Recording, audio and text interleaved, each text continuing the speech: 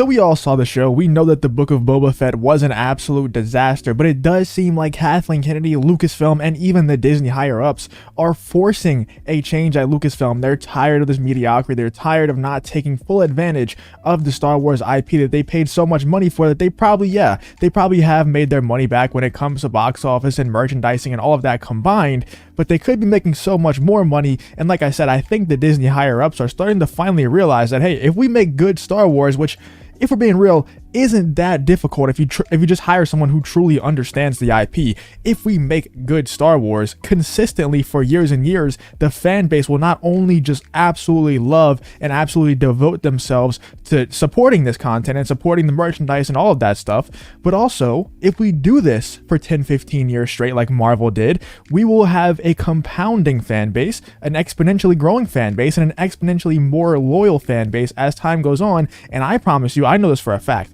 that Star Wars fans are so cultish, they're so loyal, they're so devoted, so passionate, that if they were to do that, the fan base would be bigger and more loyal than the Marvel fan base. No question. Even in the lead up to Endgame, it would be bigger and better than that fan base that was leading up to Endgame. And I think there's no question about that. You know, you can argue with me in the comments if you want to about that, but I just think that Star Wars fans are so much more passionate and so much more cult-like than the MCU fans who, if we're being real, they make a lot of money off the casuals out there who just show up to the movies. They don't really know too much about the deep lore, but most Star Wars fans have at least a surface level knowledge of the deeper lore, of legends, of the novels, of the comics and stuff like that. Most Star Wars fans actually do at least know that they exist and acknowledge that they exist. So whenever they don't understand certain things within the content, they're like, oh, that's probably in the comics, or oh, I think I heard something about that in a YouTube video that was about the comics.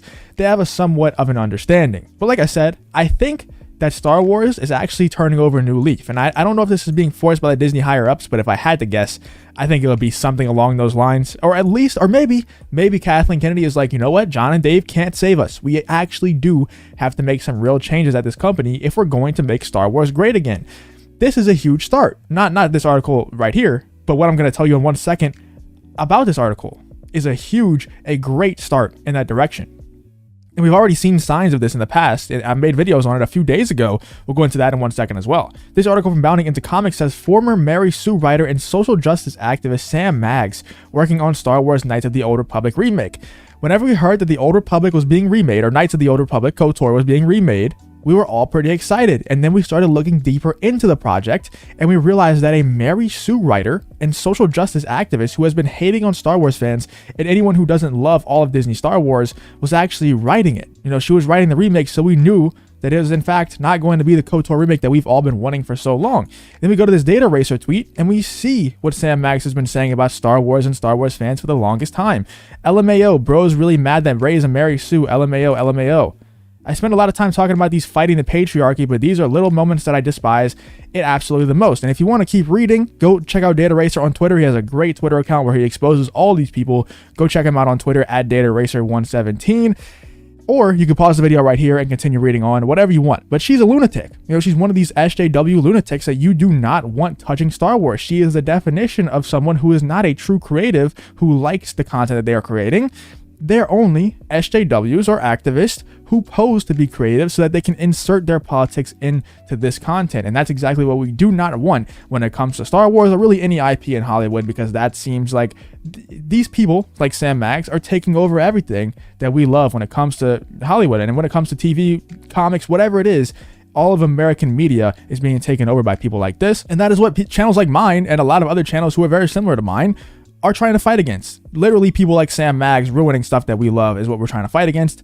And maybe it seems like Star Wars Lucasfilm have been realizing this. They're realizing that we don't like this, that we don't like people like Sam Maggs ruining our content, because look at Sam Maggs' Twitter bio.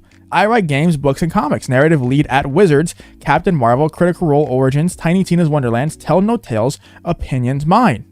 If you notice, there's something that's blatantly missing from this Twitter bio, and that's the KOTOR remake. And that's Aspire Media. And if you go to her website, she actually doesn't mention Aspire Media much at all, only in passing here and there. So if she's supposed to be working for Aspire Media, why wouldn't she, which by the way is what's making this KOTOR game, if she's supposed to be working for Aspire Media and creating this KOTOR remake or writing the script or whatever it is, writing a dialogue, whatever she's writing, she's a head writer for this KOTOR remake, Why isn't she mentioning that in her Twitter bio? It was there before. It was definitely there before. She mentioned something about KOTOR or Aspire in her Twitter bio before. So why is it gone? And it just so happens at the same time, I can go find it for you real quick. Let's go find Pablo Hidalgo's Twitter real quick. And we know that I made a video on this a few days ago. Pablo Hidalgo has also removed Lucasfilm or Star Wars completely from his Twitter bio at the same time that Sam Maggs does. Are you trying to tell me that it has no correlation? Because I think that it 100% has some sort of a correlation to probably these people being fired by Lucasfilm, if I had to guess. Because I think that there's no way that Kathleen Kennedy could stay on at Lucasfilm for this long and for her to not have some sort of intelligence, or at least people higher up in Disney knowing, hey, we can control Kathleen Kennedy to actually push Lucasfilm in the right direction, push Star Wars in the right direction. Let's just keep her on because she's been here for so long that if she does leave, if we do have to fire her, she's probably going to write a book exposing everything that goes on within this company, and we don't really want to deal with that. Let's just go ahead and tell her what she has to do to make Star Wars great again. And that's fire people like Pablo Hidalgo and Sam Maggs and all the rest of them.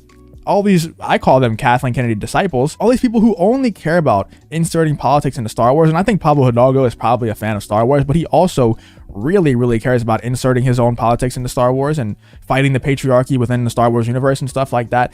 And also, if you don't like the stuff that he creates, then he really, really hates you, and he thinks that you're all the istophobes in the book. And he's even really jealous of Jon Favreau and Dave Filoni's success. We saw that with the Star Wars Theory situation. Whenever Pablo Hidalgo and Star Wars Theory kind of went at each other on Twitter, really just Pablo Hidalgo going at Star Wars Theory indirectly, where he says emotions aren't for sharing. I think he quote tweeted the Star Wars Theory crying picture or GIF, and he says emotions aren't for sharing. To me, that screams jealousy that Jon Favreau and Dave Filoni can create a show that brings those emotions out of people. But the trilogy that you made involving the Skywalkers directly, and the entire trilogy was revolving around the Skywalkers, it was part of the Skywalker saga.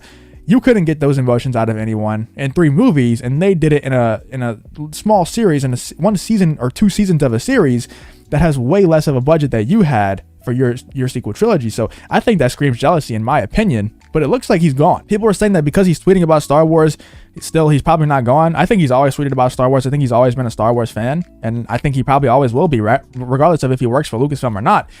But I think they might have cleaned house at Lucasfilm. I think we might see more people popping up here and there that are removing Lucasfilm and Star Wars from their Twitter bios, and maybe even officially being fired.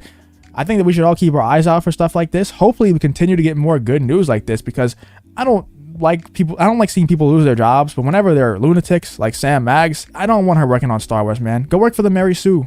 Stay at the Mary Sue. Continue to write just lunatic articles for the Mary Sue. Don't bring that stuff into Star Wars. I just want a good KOTOR remake that's void of politics. I don't want any politics in there. I just want to see a good remake. I just want to see a good video game. I don't know if that's too much to ask for nowadays.